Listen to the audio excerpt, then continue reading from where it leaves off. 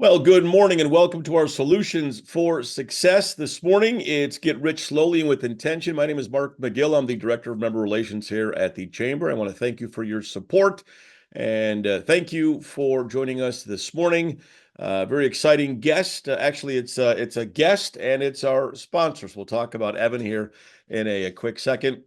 A couple events to be aware of on the chamber side. There are a couple ribbon cuttings today. If you like to see big giant scissors in use, we're going to be at the new YMCA downtown, actually behind me here at 11 o'clock, and then over at the Aloft Hotel today. Great News Life is a new publication that just does good news stuff. It's going to be a multi-chamber event with multiple chambers all doing ribbon cuttings. Be a really good food, and I think a lot of people there, so a good networking opportunity. That'll be at 4 o'clock today. And then our next major chamber event is our coffee and conversation at the Cat Lady Cafe, August 14th, downtown in Colfax in the Commerce Center building. It's probably not what you think. You're not going to be eating breakfast and having cats crawl on you unless you want them to. They have a separate room for cats, and it's just a really neat concept. It's very big in Paris, apparently, and now they're popping up all over the United States as well. So the Cat Lady Cafe is our next coffee and conversation from 8 to 9:30 on August 14th in the Commerce Center building on Colfax. Just head to the website, sbrchamber.com. For more information on that, you can get registered and all the other events. Hard to believe that we're at the end of July already, and we only have, 5 or so more business after hours or coffee and conversation events. And if you haven't been to one of the really great events, we get the right people in the room, and it's just a really fun time and a great networking opportunity. So I really encourage you and your staff to come join us for our next event, August 14th at the Cat Lady Cafe. There'll be some questions, and you can pop up in the chat. We'll be monitoring that and talking to Evan throughout his presentation today. It's called Get Rich Slowly and with Intention. Now, we can't do these programs here that we provide you at the Chamber without great partners, and SYM Financial happens to be just a terrific partner of ours. They support us in many ways at the golf outing every year and doing events like this. And they also happen to be the guest today. So I'm going to introduce to you Evan Stark from SYM Financial. He can start by telling you just kind of a little bit of what SYM Financial does, and then we'll get into the program. And again, any questions throughout the program, just put them in the chat, and we'll get to them and find a stopping point for Evan to answer your questions. Evan's just the best, and we're so glad to have him. Evan Stark, good morning, my friend. Good morning, Mark. Thanks for having me, and glad to be a sponsor and a partner with the Chamber, and then glad to be here today to talk about some basic tenets of building wealth, and then also hopefully provide some useful education around types of financial accounts that you can use and what they mean for you. So I'm going to go ahead and share my screen here and get started with some information here. Okay, there we go. SYM Financial Advisors is an independent, fee-only fiduciary firm. We manage over $4 billion on a discretionary basis for our clients all over the world. We're one of the top 100 independent advisory firms in the nation. We have 75 employees and growing. And like I said, we serve clients everywhere. We have a very unique continuity plan that makes us a great choice for people who might be concerned about what their financial advisor is going to do next. If he's, close to retirement, he or she is close to retirement. We're a great option to come review for any type of financial advisory service. So you can see on my screen here, there's a long list of things we talk about. Basically, if it touches your finances, we have a subject matter expert in that area who can provide best thinking for you. So that's a little bit about SYM. Myself, I'm a certified financial planner and accredited investment fiduciary, providing advisory services through SYM for the last 6 years, but in this business for, I think, going on 11. And excited to talk about it today. So I'm going to jump in a little bit, make it as conversational as possible. So if you have questions, throw them out there, and somebody from the Chamber will interrupt me and let me know. So when we talk about becoming wealthy and we talk about financial independence, it can be kind of daunting and probably border on the hopeless when you think about whether or not you could ever be financially independent when you're thinking about just how each month looks for you. So hopefully I can help you with that. And to provide some encouragement around that, I hope this is encouragement. It might also just be comfort in knowing more about your own situation. So half of US households have $9,100 or less, that's $9,100 or less in financial assets. That's as of a 2020 census. Half of US households have a less than $40,000 net worth. So that's if you add up all of your assets, your house and everything, half of US households have $40,000 or less. When we start to look at retirement accounts in the US, the average, so I'm moving away from the median, kind of half of households and less, to talking about average. The average retirement plan balance for US households is $100,000. So if you know how averages work, that means there's some really big accounts that are pulling up most of the nation's numbers, because if half have less than $9,100, but the average is 100,000, there's some people out there with a whole lot of money. So you know, who has that money in those retirement accounts and how did they get there? I want to talk a little bit about having financial independence as a goal in general, and then some steps to get there. So why would you want to save? How do you save? And how much do you save? How do we get there? So I'm going to talk through those in as close to that order as I can, but again, jump in with questions. So this is sort of an outline, and then I'll talk about sustainable and reliable investing. That's just real basic tenets of, okay, once I've decided how much to save, once I've decided what kind of account to save in, how do I invest inside that account? And that's where firms like ours become sort of a great option for people who want to delegate that. But you can definitely, the way technology is now, you can also do this on your own if you have the confidence and the stomach, really, because the stomach is really what gets people in trouble. When you're talking about wealth as a goal, winners and losers start with the same goal. So it's not that half of US households don't want to be financially independent. So having the goal is not what sets you apart.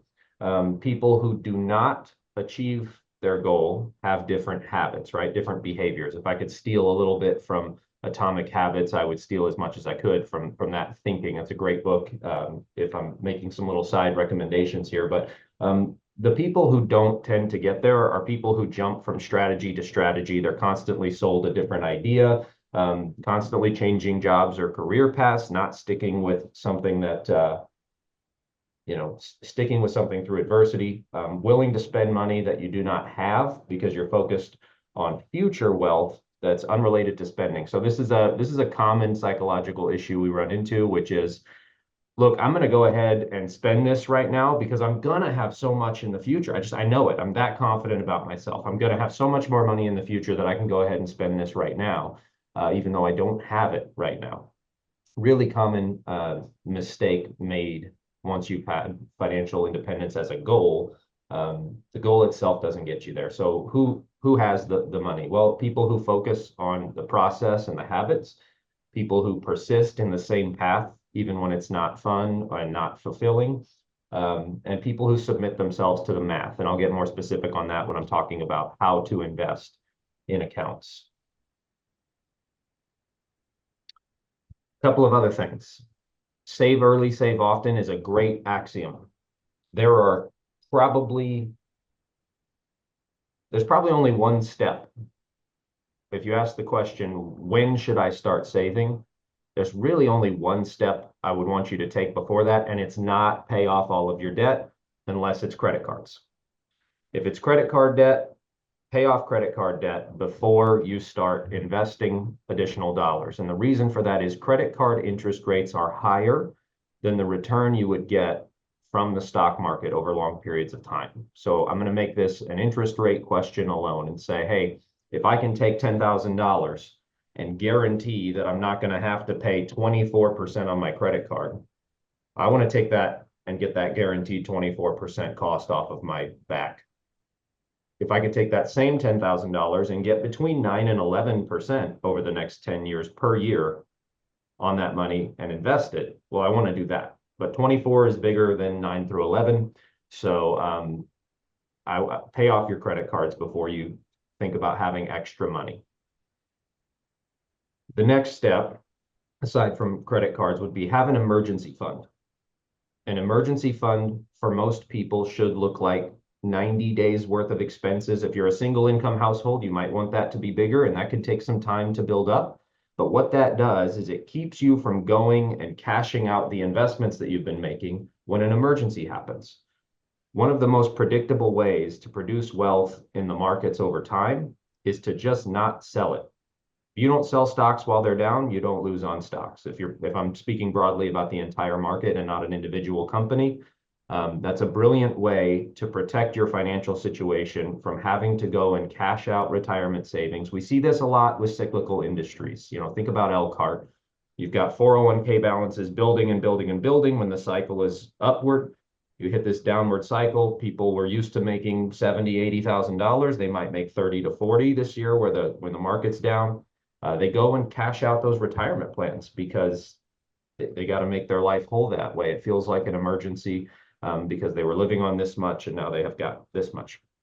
We don't want you to have to do that. A great way to protect your investments from losing is having an emergency fund.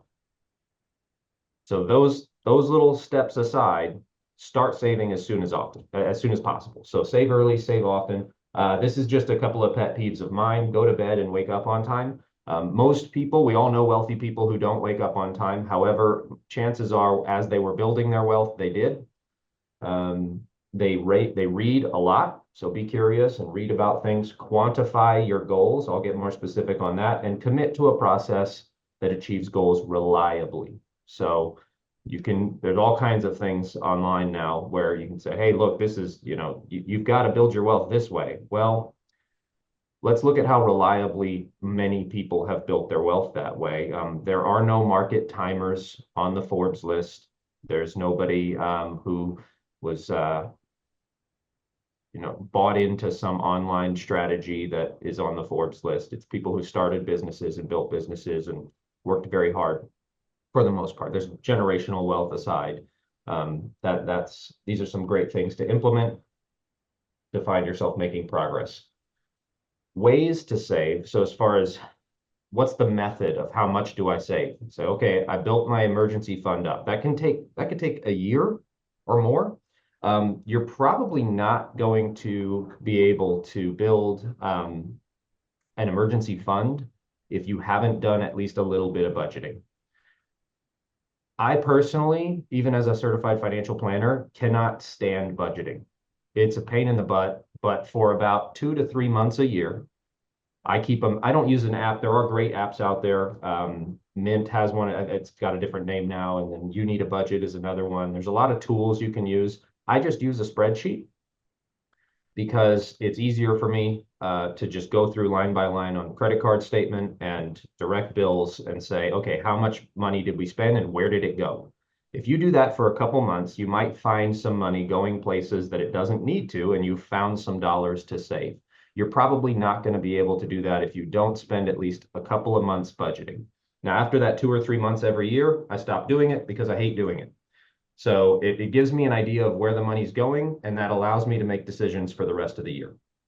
So I would recommend that as a way to build your emergency fund. Start with having an idea of where your money's going, choose some dollars to put into that, get to your emergency fund of, say, 3 months worth of that spending that you know you need to do, and you've got an emergency fund. Beyond that, we know those dollars. Don't give them a new name right away. Once the emergency fund is funded, those are the dollars that are going to be invested. So habitual saving, say, implement a rule for yourself that says, hey, every time I get paid, and this works well for especially people who work with intermittent income. So maybe you're a gig person, you work for 1099, you get income here and there from different things that you're doing. Make sure you save X amount of dollars. Set a rule for yourself that says, hey, every time I get paid, I save $10 or I save $100 every time I get paid. You implement that rule and it'll give you a lot more flexibility 10 years down the road than you thought it would, because markets do produce reliable returns over that kind of a time period. Rule-based saving, so again, similar idea, but it's as a percentage. This is where we get into a lot of 401k type stuff, and I'll talk about account types. But if you have an employer-sponsored plan available to you, this is an excellent way to implement savings discipline and contribute regularly a percentage of your pay. Start with 1%. If you feel like you have no margin, start with 1% and work your way up every year, increasing it by 1%. If there's an employer match, you want to get as much of that as possible. And a lot of companies do have what's called a safe harbor match. They can be structured 6 ways to Sunday. So if you have questions about your plan, let me know and I'll take a look for you. Ask for the right documents to get you there. But yeah, rule-based saving. Another one that's a little bit more specific. It's a lot more specific. If you have a goal that's not, hey, I just want to have some money saved by the time I'm 65. I want to be able to retire, when I can go get Medicare and then I'm a couple years off of full retirement age Social Security and have a little bit of money in case something happens. These two things will probably get you there. If you have more specific goals, like I want to be able to walk away at 60, or if you're particularly aggressive, I've had people ask if they can be ready to retire at 50. Not that they will, but that they want to be able to. And I love that idea because you never know what life is going to hand you. Your health might keep you from working into your 60s. Your family might need you. And so it's good to be ready early. And to build something like that, you probably need to do plan-based savings. To do plan-based savings, you have to understand what the factors are in play in your financial life. So this gets very personal, right? Personal financial planning is an awesome process to go through. There's all kinds of cool softwares that are built around this, and we have access to all those, and they're really fun. But if you boil down all of the retirement planning, financial independence planning softwares, they really only come down to 5 things that are in your control. We don't control the markets, we participate in them. We don't control the flow of your life and when family members need you for this or that. We can control these things. The first of these 5 factors, and if you're taking notes, these are really fun to define for yourself because it will help clarify a lot of your financial goals and what priorities you need for your money. The first of them is timing. So that's the one that I've already talked about on the front end. When do I want to be able to walk away from my paycheck? Or if you own a small business, when do I want to be able to separate from this business? It gets a lot more complicated if you're talking about selling the business and all that kind of stuff, and we're here for that. But the timing of when you retire is an important goal to have set. Or if I could phrase it differently, when you want to be financially independent. There is a second side to timing, and that is, when are you going to be done with your money? One way to increase the confidence of any financial plan is to reduce the amount of time you need the money. So if I could make a recommendation, it would be things like unfiltered Camels and cheap whiskey. Those 2 things alone will increase the confidence of almost any financial plan if you overconsume them, because you won't need your money for as long, so you don't need to save as much money. So that's a great way to increase the confidence of your financial plan. I'm not recommending that you do that. What we would recommend that you do is take federal mortality tables and add some years to it, because I'm that optimistic about you and your particular health. So I think it's a good idea to assume that you're going to need your money for a long time. The next of those is spending. So if you've already implemented the discipline that I said before, where you've got a rough idea of how much you want to spend or how much you need to spend for your current lifestyle, I don't want you to think about retirement as, I'm going to implement austerity measures in retirement. Nobody wants to retire and live a lower degree of lifestyle than the one that they're currently living and working for.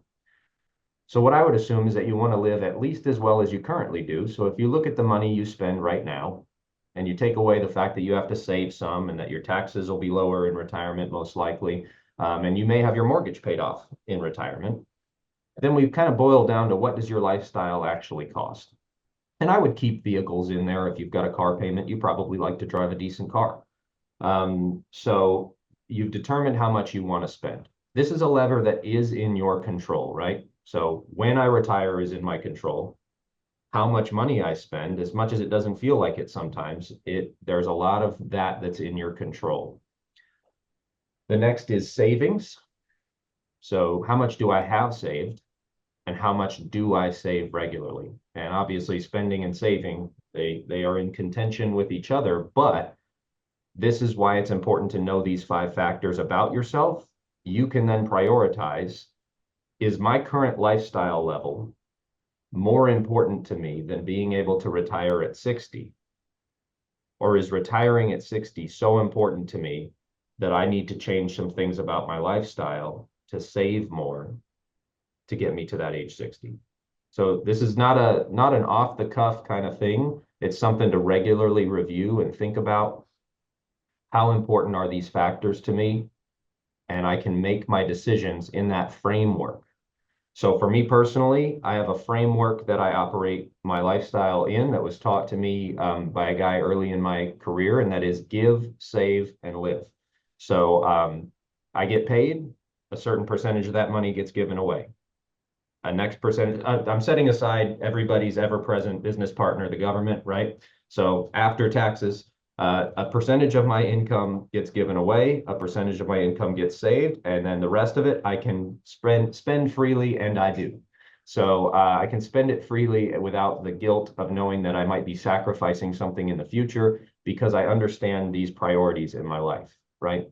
So this is a great exercise to go through. The next is income. So if I'm saving enough to get me to that goal, one of the things that comes into play are things like pensions, Social Security timing. So when do I take my Social Security? And part-time income. Part-time income is a great way to add some flexibility to your retirement plan. If you've saved enough money to take, half of what you need, but you can go out and work part-time and get the other half, well, then yeah, you can bring your stress levels way down earlier. So maybe 60 works, but you have to work part-time at some lower stress job. My dream job for that, because I've seen clients do things like this, would be like, hey, I'm going to go work at Ace Hardware for 15 hours a week, just a place to go where the coffee's on and I got something to do, and earn enough to offset some of what I'm drawing from my portfolio, which allows it to be a smaller portfolio because I'm not taking as much from it. So there's a lot of really cool personal ways to address that, but income is something that is relatively in your control. The way that you elect your Social Security, the way that you elect a pension if you have one, and whether or not you want to engage in some other kind of activity that earns income into retirement. So I like to think of retirement as repurposing more than retiring, because I don't think most of us really want to just sit on the beach. I mean, maybe that's you. I'd lose my mind personally. So, and I see it a lot. I see a lot of people maybe spend the first month or two easing up, and then they find themselves busier than they were when they were working and wonder how they ever had time to work.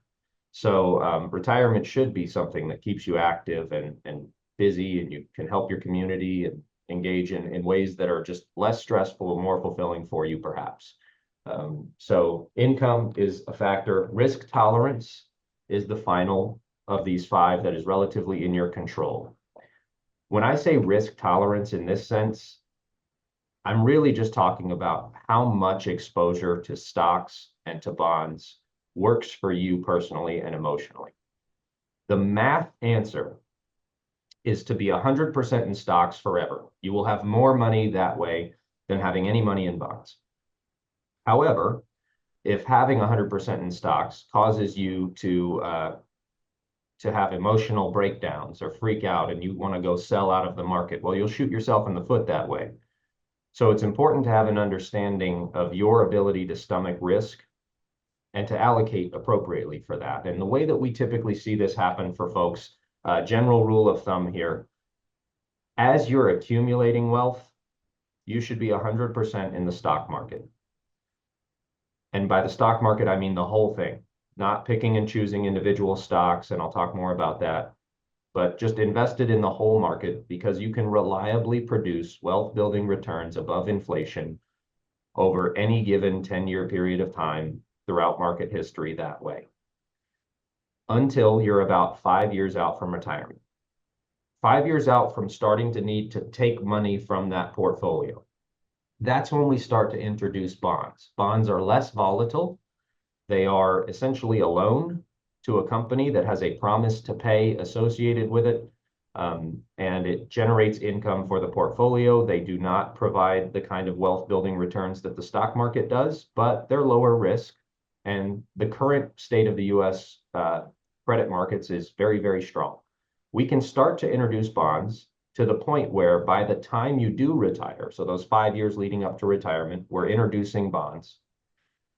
The day you retire, we should have a couple of years worth of your withdrawals, maybe even 5 or 6 years worth of your withdrawal amount from the portfolio that you need for your lifestyle in bonds.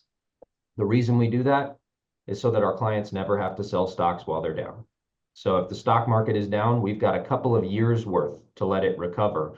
Basically, 5 or 6 years works out to every market storm we've observed 2 to 2.5 times over.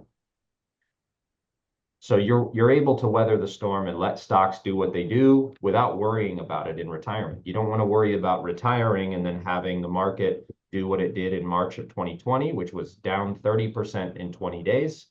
You want to be able to take advantage of that, not worry about it. That one worked out really well because markets rebounded so quickly. There was a ton of stimulus and things like that involved. 2022, though, is a better example because you had a year-long bear market type situation there, and 2 out of every 5 years on average are negative. So if we looked at the time sample there, well, we had 2018 that was negative, all asset classes, right in December. It was a terrible month. 2018 negative, 19, 20, and 21 positive, and then 22 negative. So 2 out of every 5 years on average are negative. It has nothing to do with who the president is. It's just the natural flow of markets. So we've got some reliable data there to say, hey, we don't want you to ever have to sell stocks while they're down, especially if you're withdrawing from that portfolio. We want you to be able to do that comfortably into retirement. So that's a lot of content so far on how should you set yourself up to start saving? Well, have an emergency fund first. How much should you save? Well, there's kind of 3 different approaches you can take there. I love plan-based approaches. You can determine that with these 5 factors and working with a financial advisor. Or you can just say, hey, look, for now, I just want to make sure that I save this % of my income and then slowly grow that until I'm, say, close to 15%. 15% is a really nice rule of thumb for being able to retire. If you do that your whole career, chances are you'll be able to replace your income from your portfolio combined with, say, Social Security. I'll make a quick comment on Social Security because people ask a lot. 79 cents of every dollar of Social Security income comes from current taxpayers. So that's people who are currently working, paying that 6.2%, and their employer's paying another 6.2% to the Social Security system to pay retirees. And the indigent and survivors and things like that. So that's a pretty secure system as long as everybody keeps having kids and those kids work. So if you have kids, teach them to work. If you don't have kids, I don't know, consider it, Again, not a formal recommendation, but it really helps my Social Security confidence. Another thing to consider with Social Security, that other 21 cents that's potentially at risk from the trust, that's the one that people are always talking about. Oh, it's going to go bankrupt, and they rated it for other things. Those are true things, and yes, it could. That's 21 cents of each dollar that's at risk there. Politicians who want to be reelected would likely have to replace that with something, I'll say, actuarially equivalent. So maybe there's an adjustment to Medicare costs or something like that. Or there's a full-on replacement with a sort of revenue offset for the government. So higher taxes, right? And we've heard candidates already discuss increasing the amount of income that's taxable in terms of Social Security tax. So a system that is probably the most successful social program we've ever seen on this kind of scale, and probably to be protected by our political system. So a couple of comments on Social Security there. So we've decided we want to save as soon as possible, but first we need an emergency fund. Determining how much we're going to save is highly personal, but it can be tied to special goals, or it can be tied to just a rule that you need to implement. From there, We want to talk about account types and custodians. So where do I put the money that I've decided to save? And I hope I'm not losing people at this point. This is a lot of financial talk, and I know this is a topic that most people have put in the important but not urgent quadrant because you just don't want to think about it and don't want to talk about it. We live there and we love this stuff, so it's easy for me to be excited about this stuff. But I want to talk a little bit of technical stuff on types of accounts because it's not fair, right? It's not fair to people who don't work in this business to have to be good at what they do and then also somehow a tax professional and investment professional.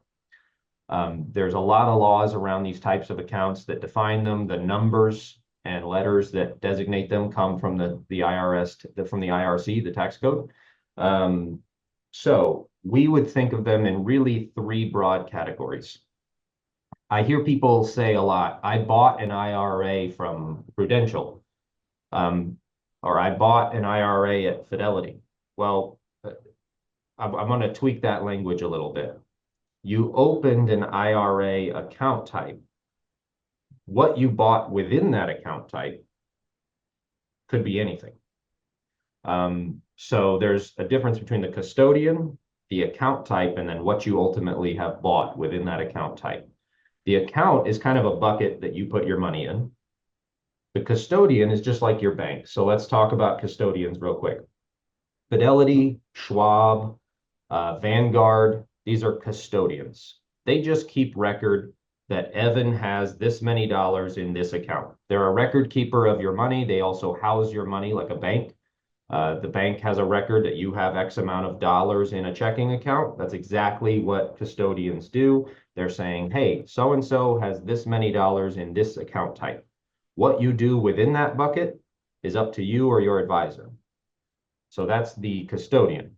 The account types, I would divide into three major categories. The first is qualified plans. So you've got employer-sponsored plans like 401ks, 403bs. There's a whole series of other ones, especially if you work for the state or something like that. You've got 457bs and 401as and all these different things that you can have as employer-sponsored plans.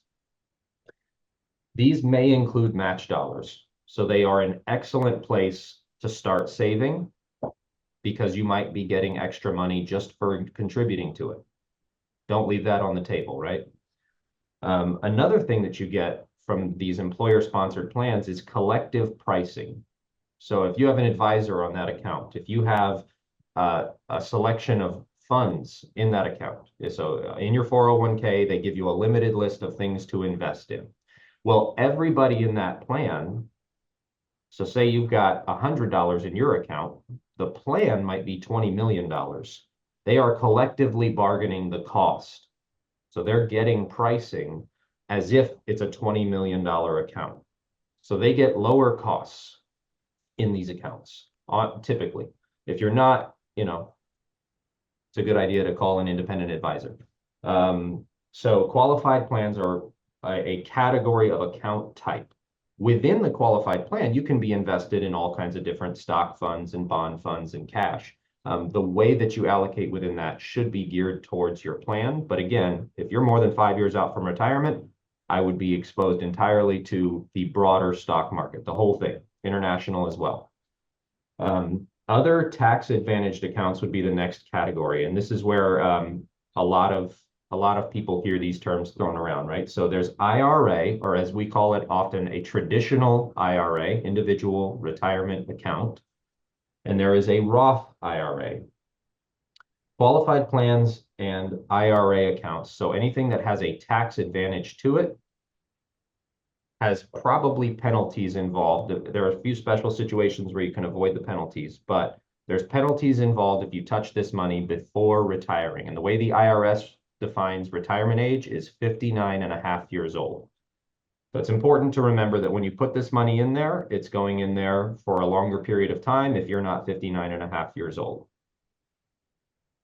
The difference between traditional and Roth IRA, and you also have traditional and Roth 401k and 403b. So traditional and Roth, or pre-tax and after-tax, are available to you.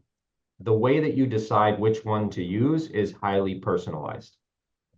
I'm going to define those two quickly. And if I need to clarify on this, let me know, and I'll switch to a whiteboard and do a little bit of drawing here. With traditional IRA and 401k accounts, if I elect to defer 5% of my paycheck into that account, I will pay taxes on 5% less of my money this year. So I get to put that money in before taxes are calculated. So if I looked at the top line on my tax return that year, I would have less taxable dollars. It's still my money. It went into the market. It was invested in that account. Still my money, but I didn't have to pay taxes on it this year.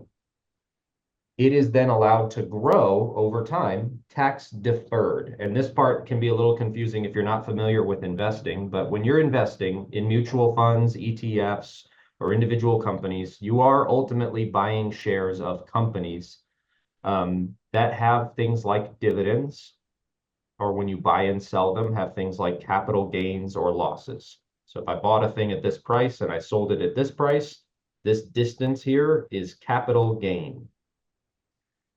Same inverse is true for capital loss, right? Every year you also have dividends, and dividends are taxable as ordinary income to you. So if a business earned some money and they paid some of that money to their shareholders, that is a taxable dividend.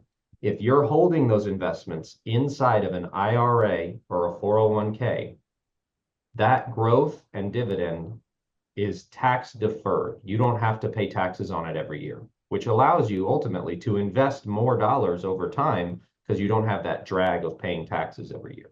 So these are great places to save for retirement.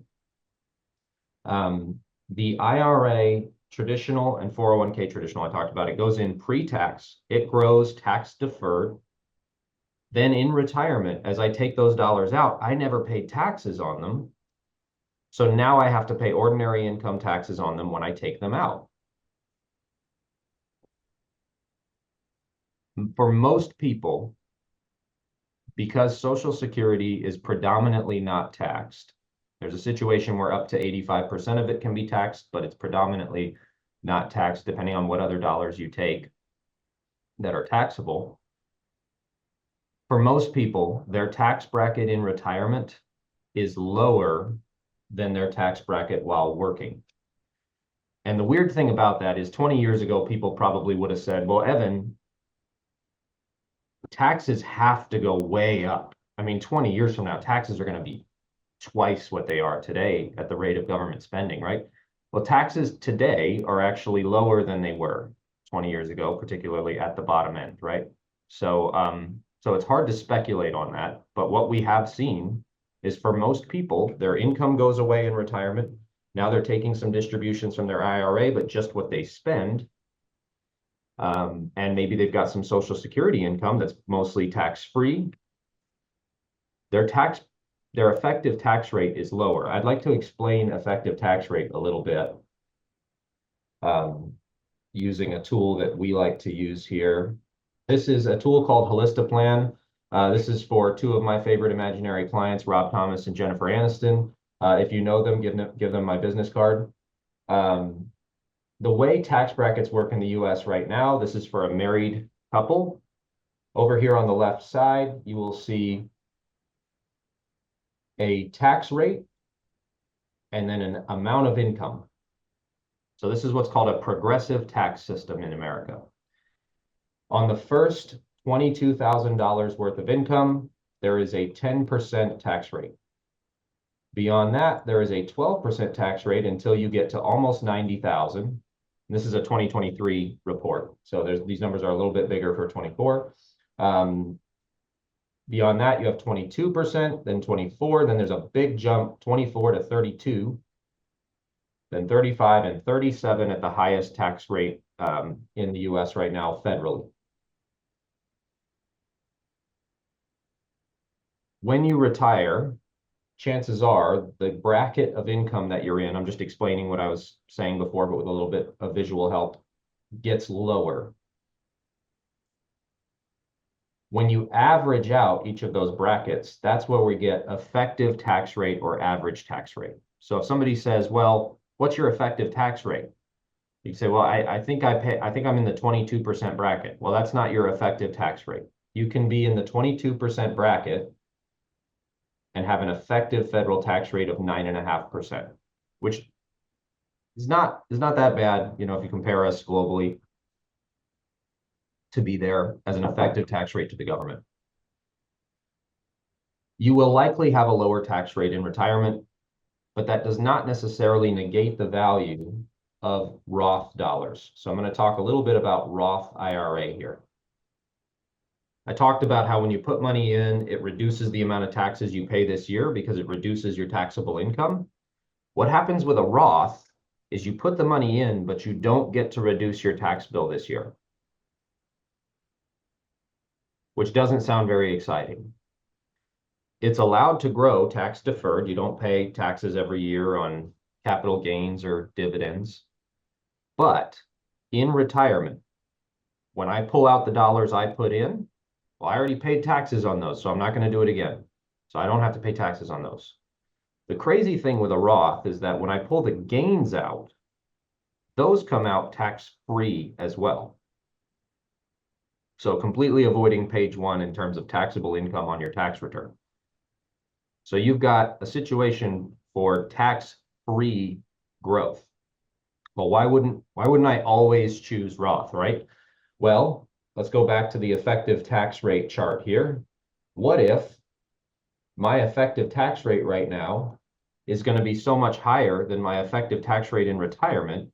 Well, why would I pay taxes on my money today when I could pay a lower tax rate in the future? So there's a potential that traditional deferrals is more attractive to you if you have a higher tax rate right now.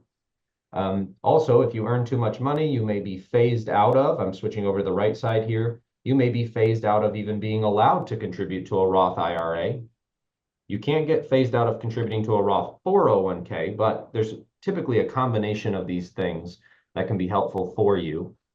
When you reach retirement, if you've been working with a financial advisor, you should have something I'd like to call tax diversification. So you should have some dollars that come out taxably, some dollars that come out tax-free, and some dollars that are taxable, like a non-qualified account, which is what I haven't explained yet. But you want to have capital gains assets. The reason for that is working with a financial advisor in retirement, we can pull from those different boxes of tax category to manipulate your income to an attractive tax rate. And then we pair that with maybe some other strategies like Roth conversions.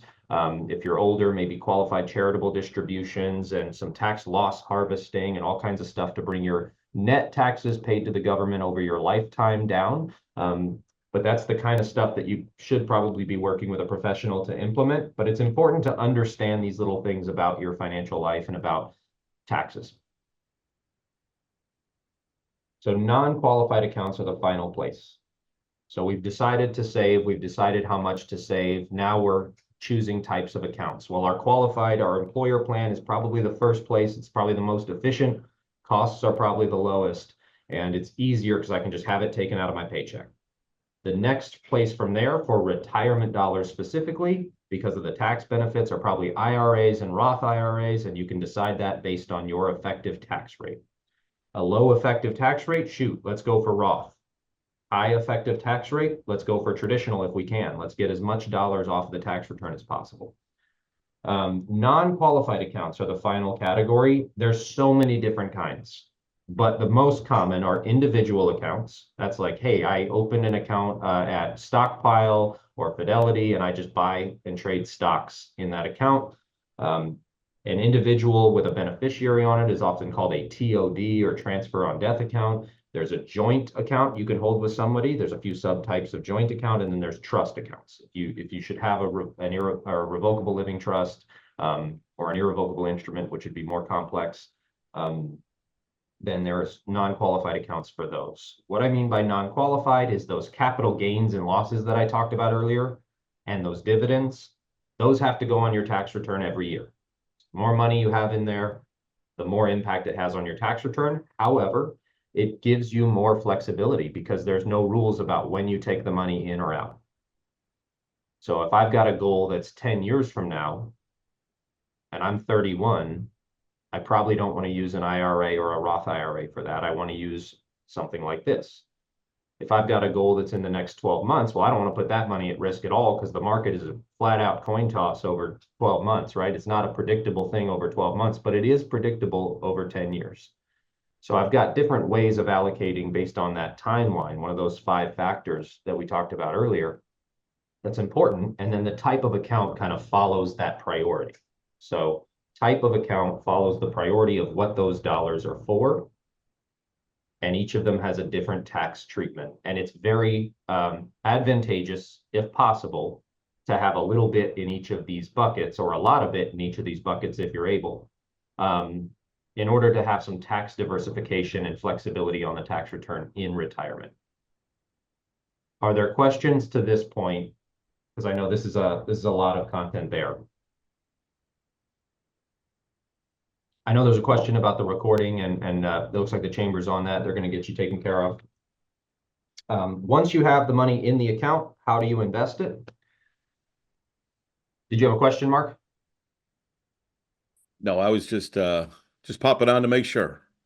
Oh, okay. Yeah, give me the. I assume we got a time light here. So this is the last thing I'll touch on here is how to invest once it's in the account. Well, some basic tenets of investing, aside from the allocation points that I've made already, keep your costs low, be as broadly diversified as possible, meaning buy the whole market. And if you don't know where to go with that, I would start with just a total market index fund like Vanguard Total Stock Market or Schwab Total Stock Market Index Fund, something that's super simple. It buys the whole market and it does it at a really low cost. You can produce very reliable returns for yourself doing that, probably as good as an advisor can do. The trick is keeping your emotions out of it and not jumping into the account and selling on a bad day or trying to time it. That's where people shoot themselves in the foot. The average self-managed account in America annualizes, I think, less than 3% a year. And a lot of it has to do with jumping in there and messing with it when you're not supposed to. So stay put, reinvest dividends, allow those dividends to just keep buying instead of paying to cash and being tempting to do other things with it. Allocate to your timeline. So 5 years out from retirement, let's get a little more conservative. But up until then, let's put the gas on it. And then review it at normal intervals, preferably, with a professional, but otherwise just, review it at regular intervals, not constantly. Don't look at it every day. It's too volatile for you to handle emotionally, most likely, unless you are really really into the investment world and have a good stomach for it. So those are the order of things I think that you should implement in order to set yourself up to be financially independent. Again, these are the things that set you apart from everybody else who wanted to be financially independent. If you implemented these things in this order and you just left it alone, you don't even need a financial advisor to do that. It can help because things can get a little complicated, but if you do these things, that's what'll get you there. And eventually you'll have to call somebody like me because you've got so much money and it's complicated.